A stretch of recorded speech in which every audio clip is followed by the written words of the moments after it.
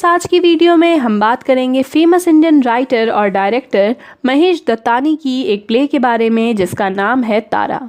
इसे 1990 में लिखा गया था और 1995 में इसे पहली बार पब्लिश किया गया था। इस प्ले को 2 एक्ट्स पे लिखा गया है जो कि हम इसकी टाइटल को पढ़ के समझ सकते हैं। साथ ही अगर बात करें इस प्ले की थीम की तो वो है जेंडर इनइक्वालिटी, यानी लड़के और लड़की में जो भेदभाव होता है उसके बारे में इस प्ले में बहुत ज़्यादा फोकस किया गया है। ये भेदभाव, ये डिफ्रेंसिएशन, डिस्क्रिमिनेशन इतना ज़्यादा है कि जो हमारी इस स्टोरी की, इस प्ले की प्रोटैगनिस्ट है तारा, उसकी डेथ हो जाती है सिर्फ इस इनइक्वालिटी के कारण। ये सारी बातें आगे जब हम प्ले पढ़ेंगे तो उसे पढ़कर समझेंगे। अब अगर बात करें राइटर की तो महेश दत्तानी एक famous Indian director, actor, play right और राइटर हैं। उनका जन्म हुआ था 7 अगस्त 1958 में। साथ ही साहित्य अकादमी अवार्ड पाने वाले वो पहले इंग्लिश में लिखने वाले प्ले राइट हैं। और साथ ही उनकी जो इतनी भी फेमस वर्क्स हैं उनमें जेंडर इनइक्वालिटी का थीम बहुत ज़्यादा हमें देखने को मिलता है। उनकी फेमस वर्क्स में final solutions, dance like a man, bravely for the queen, ये सभी शामिल हैं। तो चलिए फ्रेंड्स, अब आगे बढ़ते हैं और इस प्ले को समझते हैं। अब इस प्ले की शुरुआत से पहले मैं आपको कुछ कैरेक्टर्स के बारे में बताती हूँ। सबसे पहला कैरेक्टर है मिस्टर पटेल का, जो कि एक गुजराती फैमिली से बिलोंग करते हैं।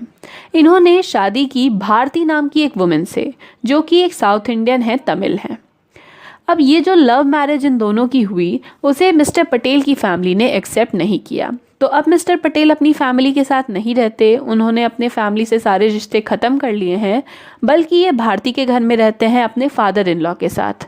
तो ये अपने फादर इन लॉ पे बहुत ज़्यादा डिपेंडेंट है, फाइनेंशियली, सोशली, मेंटली, फिज़िकली ये अपने फादर इन लॉ पर डिपेंडेंट हैं। भारती के जो फादर हैं वो अपने शहर में एक बहुत ही पावरफुल पॉलिटिशियन हैं, तो कहीं ना कहीं मिस्टर पटेल जो हैं वो इनके सामने थोड़े दबे हुए रहते हैं। अब मैंने आपको बताया इन दोनों ने अपने स्टेट से बाहर शादी की है, अपने समाज से बाहर शादी की है, तो आपको लगता होगा कि ये बहुत ही ज़्यादा खुले विचारों वाले होंगे, लेकिन ये बात आगे जाकर गलत साबित होती है। होता कुछ यूँ है कि कुछ समय के बाद भारती प्रेग्नेंट हो जाती है और उसे पता चलता है कि उसे 2 जुड़वां बच्चे होने वाले हैं।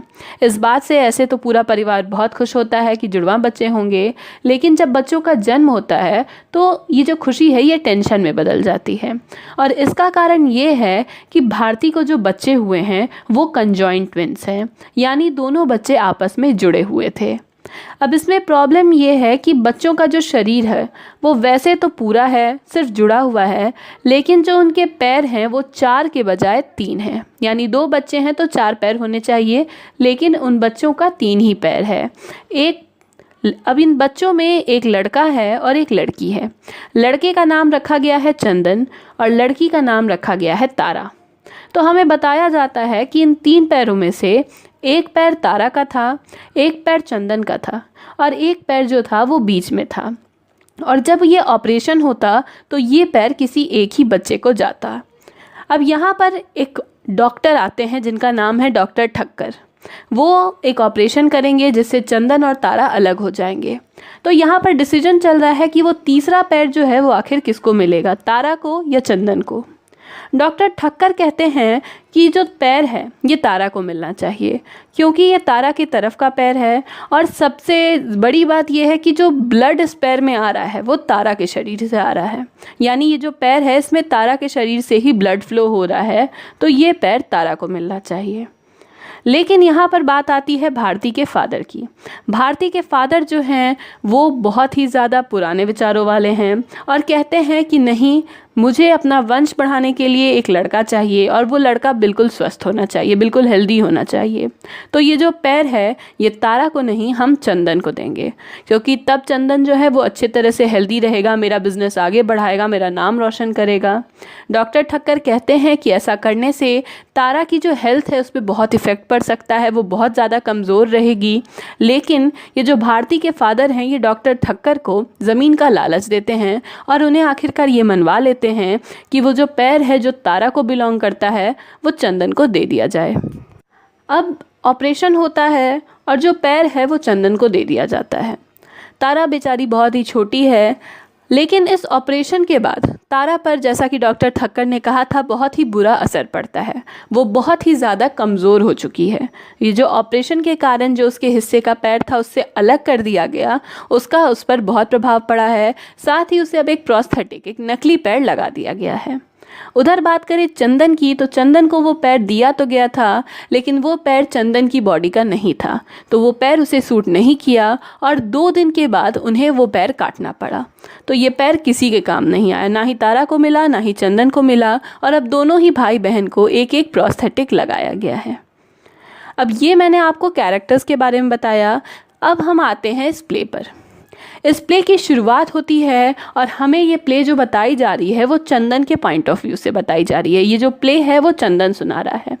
हमें बताया जाता है कि इस बात को, इन सारी बर्थ रिलेटेड बातों को बहुत समय बीत चुका है और चंदन अब लंदन में रहता है। उसने अपना नाम बदल लिया है। अब वो चंदन नहीं पुकारा जाता है बल्कि डैन कह के पुकारा जाता है।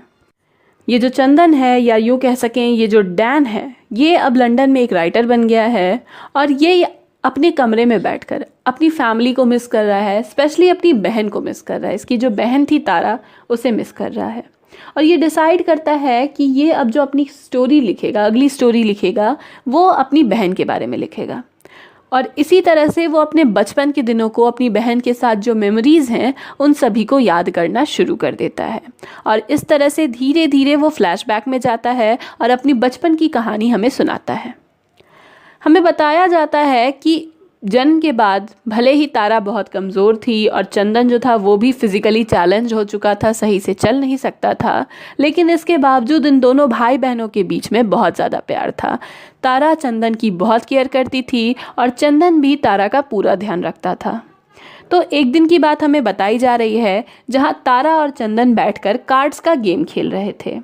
तारा चूँकि बहुत ज़्यादा इंटेलिजेंट थी तो वो चंदन को तुरंत ही हरा देती है और चंदन जो है वो भी मजाक में अपनी बहन को चीटर कहकर चिढ़ा रहा होता है। उसी समय उनकी माँ भारती वहाँ पर आती है और देखती है कि दोनों बच्चे खेल रहे हैं। साथ ही वो ये भी देखती है कि तारा ने अभी तक अपना दूध नहीं पिया है, तो वो वहीं बैठकर तारा को दूध पिलाने लगती है। अब हमें ये भी बताया जाता है कि आज से कई साल पहले जो कुछ भी हुआ था उसका भारती पर बहुत गहरा असर रहा। उसे हमेशा इस बात का दुख रहता है, इस गिल्ट के साथ वो जीती है कि उसने अपनी बेटी के साथ गलत किया। जो उसने किया, जो पैर उसने चंदन को दे दिया, जिसके कारण तारा की तबीयत इतनी ख़राब रहती है, ये सब कुछ कहीं ना कहीं पूरी तरह उसकी गलती है और वो ऐसा करने से रोक सकती थी।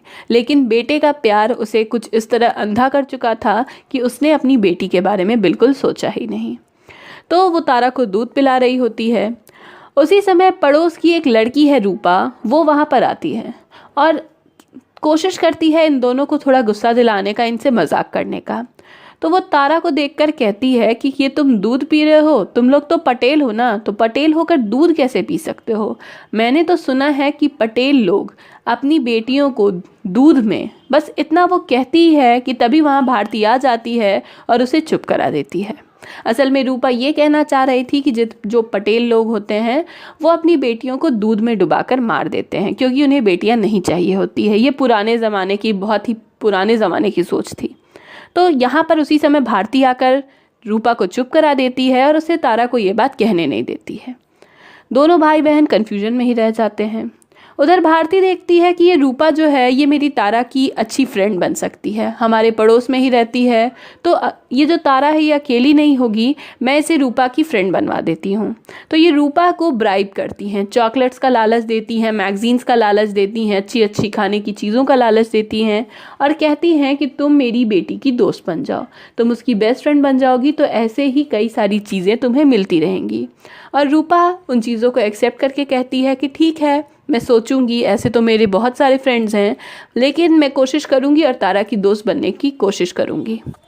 अब इसी तरह कुछ समय और बीतता है और ये जो मिस्टर पटेल हैं ये अपने ऑफिस के काम में चाहते हैं कि चंदन अब उनकी मदद करे। तो एक दिन वो चंदन से कहते हैं कि अब कल से तुम मेरे साथ ऑफिस जाना शुरू कर दो, क्योंकि ऑफिस का काम तुम्हें भी तो सीखना ही है। लेकिन ये जो चंदन है इसे इस तरह की चीज़ों में मन नहीं लगता, तो ये कहता है कि मुझे नहीं जाना है ऑफिस, आप एक काम करो, आप तारा को ले जाओ, वो बहुत ज़्यादा इंटेलिजेंट है तो वो आपकी मदद कर देगी। तो इस पर मिस्टर पटेल उसे डांटते हैं कि तारा वहाँ जाके क्या करेगी, वो एक लड़की है, तुम मेरे साथ चलोगे, तुम्हें चलना होगा। तो चंदन भी अपनी ज़िद पर अड़ जाता है कि मैं तो नहीं जाऊँगा, आप अगर मुझे ले जाना चाहते हैं तो तारा भी साथ में जाएगी। और अंत में मिस्टर पटेल को उनकी बात माननी होती है। उस तरह से कुछ दिन और बीतते हैं और एक दिन ये जो चंदन है ये अपनी माँ के साथ बैठकर घर में कुछ सिलाई का काम कर रहा होता है। तभी मिस्टर पटेल वहाँ आ जाते हैं और चंदन पर बड़ा गुस्सा करते हैं कि ये क्या लड़कियों वाले काम कर रहे हो। साथ ही भारती को भी बहुत ज़्यादा डांटते हैं कि तुमने मेरे दोनों ही बच्चों को बिगाड़ दिया है। तारा को तुम्हें घर का काम सिखाना चाहिए था तो उसे तुम ऑफिस जाने जैसा बना रही हो, और चंदन जिसे ये सब कुछ तुम्हें सिखाना चाहिए था उन सबको तुम क्या कर रही हो, उसे तुम घर का काम सिखा रही हो। तो तुम्हें पता नहीं है कि तुम्हें अपने बच्चों को कैसे पालना है, क्या उन्हें सिखाना चाहिए। इस पर ये जो भारती है वो बहुत ज़्यादा गुस्सा हो जाती है और वो भी अपने हस्बैंड से झगड़ने लगती है कि तुम हमेशा हमारी बेटी के बारे में ऐसा क्यों बोलते हो और हमेशा चंदन से तुम इतना ज़्यादा क्यों एक्सपेक्ट करते हो, हमारे जिस बच्चे को जो करना है वो वैसा ही करेगा। इस तरह की बातें वो कहती है। अब इस तरह से फिर थोड़ा समय बीतता है और हमें पता चलता है कि भारती के जो फादर हैं उनकी डेथ हो चुकी है और उन्होंने अपने जितने भी उनके पैसे थे, जो भी उनकी जायदाद थी, वो सब कुछ अपने ग्रैंडसन चंदन के नाम पे कर दिया कि जो भी संपत्ति है उसका वारिस चंदन है। तो अब चंदन के लिए ज़रूरी है कि वो पढ़ाई लिखाई करे और इन सारी बिजनेस को संभाले। तो मिस्टर पटेल डिसाइड करते हैं कि वो चंदन को पढ़ने के लिए अब्रॉड भेजेंगे। ये बात वो चंदन को बताते भी हैं। तो भारती पूछती है कि तारा का क्या, हमारी बेटी का क्या, उसे कहाँ पढ़ने भेज रहे हो, और उसकी तो तबीयत भी इतनी ख़राब रहती है, वो तो कहीं जा भी नहीं पाएगी। तो इस पर मिस्टर पटेल बड़े गुस्सा होते हैं कि जब देखो तुम तारा तारा करते रहती हो, जिस समय तुम्हें तारा के बारे में सोचना चाहिए था उस समय तो तुमने ध्यान दिया ही नहीं। और इस तरह से इन दोनों में काफ़ी झगड़ा भी हो जाता है। ये जो भारती है ये बहुत ज़्यादा गुस्से में आ जाती है और मिस्टर पटेल को कहती है कि ठीक है, अगर सब कुछ मुझे ही करना था तो मैं अपने बच्चों को सारा सच भी बताऊंगी, जो गलती मुझसे हुई थी वो मैं ही ठीक करूंगी और मैं अपने बच्चों को जाकर सब कुछ सच बताऊंगी कि मैंने और आपने, हम दोनों ने मिलकर क्या गलती की है। तो इस पर मिस्टर पटेल अपनी वाइफ को रोकते हैं और उसे चोट पहुंचाते हुए कहते हैं कि तुम हमारे बच्चों को कुछ नहीं बताओगी, अगर उन्हें सच बताना ही होगा तो उन्हें सच मैं बताऊंगा, तुम कुछ नहीं करोगी। अब इन सारी बातों को कुछ समय और बीतता है और एक दिन तारा, चंदन और रूपा ये सभी आपस में बैठकर बातें कर रहे होते हैं। इन्होंने एक मूवी देखी होती है और उस मूवी में वो डिसाइड कर रहे होते हैं कि जो प्रोटैगोनिस्ट है, जो फिल्म की हीरोइन है, उसे अपने बेटे को बचाना चाहिए या अपनी बेटी को। तो इस पर तारा कहती है और चंदन भी उसकी बात से एग्री करता है कि वो अपनी बेटी को बचाते। तो रूपा इस पर उन्हें फिर से ताना मारती है कि तुम लोग अपनी बेटी को कैसे बचा सकते हो, तुम लोगों की तो हैबिट है अपनी बेटी को दूध में डुबो के मार देने की। तो इस पर तारा जो है वो रूपा से बहुत नाराज़ हो जाती है और उसे डांट कर वहाँ से भगा देती है।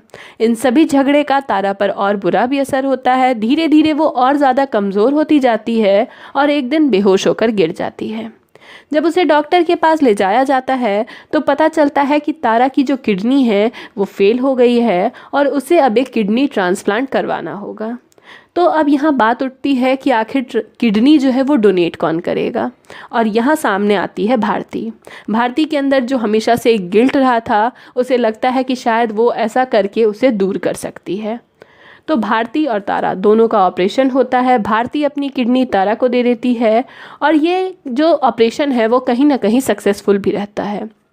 तारा की जो तबीयत है वो और सुधर जाती है, लेकिन ये जो बेचारी भारती है इसका नर्वस ब्रेकडाउन हो जाता है। नर्वस ब्रेकडाउन एक तरह की मानसिक स्थिति को कह सकते हैं, जहाँ जो पेशेंट होता है वो डे टू डे की नॉर्मल लाइफ को कर नहीं सकता, जो रूटीन है वो फॉलो नहीं कर सकता। तो तारा को तो हॉस्पिटल से जाने दे दिया जाता है, लेकिन भारती को रोक लिया जाता है। अब यहाँ पे जब तारा घर पहुँचती है तो मिस्टर पटेल इसे बताते हैं कि इसकी माँ की तबीयत अभी भी ख़राब है और वो अपनी माँ से नहीं मिल सकती है। उधर ये जो तारा है वो चंदन से कहती है कि मुझे समझ नहीं आ रहा कि मेरे पीछे आखिर ये लोग इतने पैसे क्यों खर्चा करते हैं। इतने जो पैसे इन्होंने मेरे पीछे खर्च किए हैं, अगर ये गरीब लोगों में बांट देंगे तो कितना अच्छा होगा। क्यों हमेशा जब देखो मेरे पीछे पैसे खर्च करते रहते हैं। और तो ऊपर से ऊपर अब तो मेरी माँ की तबीयत भी ख़राब होने लगी है। मुझे ये सब कुछ नहीं चाहिए, मुझे सिर्फ़ और सिर्फ मेरी माँ चाहिए। तारा मिस्टर पटेल से बहुत रिक्वेस्ट करती है कि वो उसे भारती से मिलने दे, लेकिन मिस्टर पटेल मना कर देते हैं। तो एक दिन तारा बिना मिस्टर पटेल को बताए चुपचाप हॉस्पिटल में भारती से मिलने जाती है, लेकिन वहाँ का जो स्टाफ है वो उसे भारती से मिलने नहीं देता और साथ ही मिस्टर पटेल को इन्फॉर्म भी कर देता है कि तारा बिना किसी की मदद के अकेले ही अपनी माँ से मिलने आई है। और मिस्टर पटेल इस पर तारा को बहुत डांटते हैं। तारा भी कहती है कि मुझे ये सब कुछ नहीं चाहिए, इतने पैसे आप मेरे पीछे खर्च कर रहे हैं, मुझे मेरी माँ से मिलना है, क्योंकि मुझे ऐसा लगता है जैसे वो मुझे कुछ बताना चाहती हैं, वो कुछ जानती हैं और शायद इसीलिए वो इतनी ज़्यादा परेशान भी हैं। तो उसकी बात सुनकर मिस्टर पटेल जो हैं वो चुप नहीं रह पाते और वो चंदन और तारा दोनों को बिठाकर बताते हैं कि आज से कई साल पहले उनके जन्म के समय क्या हुआ, कैसे वो जुड़वा पैदा हुए थे, उन्हें 3 ही पैर था, क्या कुछ किया गया था, कैसे तारा के साथ गलत किया गया और कैसे तारा का पैर चंदन को दे दिया गया। ये सारी जो कहानी है, ये सब कुछ जो है वो इन दोनों बच्चों को बताते हैं। और ये सुनकर इन दोनों को बड़ा झटका लगता है कि इतना प्यार करने वाले हमारे जो मॉम थे, डैड थे, हमारे माता पिता थे, उन्होंने आखिर हमारे साथ ऐसा कैसे किया। और यहाँ पर ये जो फ्लैशबैक है वो ख़त्म होता है। हम वापस से लंदन पहुँचते हैं जहाँ चंदन को एक फ़ोन कॉल आता है और जब वो फ़ोन उठाता है तो मिस्टर पटेल उसे कॉल पर बताते हैं कि उनकी माँ भारती की डेथ हो चुकी है। चंदन जो है वो इस पर कोई बहुत ज़्यादा इमोशनल रिस्पॉन्स नहीं देता, जैसे वो इस बात के लिए रेडी ही हो, और वो अपने फादर से कहता है कि पापा मैं इंडिया नहीं आऊँगा, मैं इंडिया आकर क्या करूँगा। तारा की भी डेथ आज से 6 साल पहले हो चुकी है और अब माँ भी गुजर चुकी हैं, मेरे लिए अब वहाँ पर कुछ नहीं बचा। एक काम करिए, आप भी अपना सारा सामान समेट कर यहाँ लंदन ही आ जाइए, हम यहीं पर रहेंगे। और ये कहकर वो फ़ोन रख देता है और यहीं पर फ्रेंड्स ये स्टोरी भी ख़त्म होती है। स्टोरी ख़त्म होने से पहले यहाँ पर चंदन जो है वो एक बहुत ही इम्पॉर्टेंट लाइन कहता है जो कहीं ना कहीं हमें इस स्टोरी के बारे में भी बताती है, और वो कहता है, forgive me Tara, forgive me for making it my tragedy. यानी मुझे माफ़ कर दो तारा, मुझे माफ़ कर दो क्योंकि मैंने ये जो स्टोरी थी, ये जो ट्रेजिडी थी, जो तुम्हारी ट्रेजिडी थी, क्योंकि गलती तो सारी तुम्हारे साथ हुई, दुख सारा तुमने झेला, लेकिन मैंने इसे अपनी ट्रेजिडी बना लिया है, मानो मेरे साथ गलत हुआ हो, ये मेरी दुख भरी कहानी है, तो इसके लिए मैं माफ़ी चाहता हूँ। और यहाँ पर फ्रेंड्स ये प्ले ख़त्म होती है। तो फ्रेंड्स ये थी महेश दत्तानी की प्ले तारा। अगर आपको वीडियो पसंद आई तो प्लीज़ लाइक, कमेंट और शेयर करिए।